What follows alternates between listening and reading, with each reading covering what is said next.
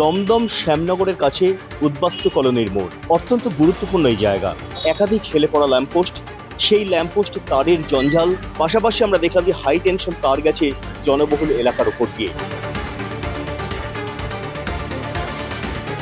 এই পোলটা অনেকদিন ধরে বেঁকে পড়ে আছে তারের ভারে, মাঝে মাঝে নড়ে। বর্ষার সময় আমাদের খুব ভয় লাগে। আজকে রিপেয়ারিং করে দেওয়া হয়, আমাদের সকলের পক্ষে খুব ভালো হয়। রাস্তার উপরে, মেন রোডের উপরে, কেউ রাস্তার উপরে রয়েছে, পরে অ্যাক্সিডেন্টও ঘটতে পারে। এইটা 2011 সালে পরিবর্তনের পরে জোর করে সিএসসি এটা ইনলিগালি তার নিয়ে গেছে।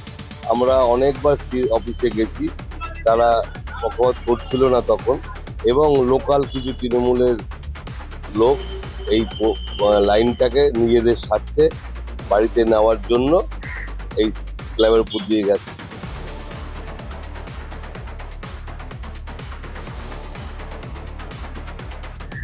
আইন অনুযায়ী জনবহুল এলাকার উপর দিয়ে যখন হাই টেনশন তার যায়, তার নিচে তার জালি থাকার কথা।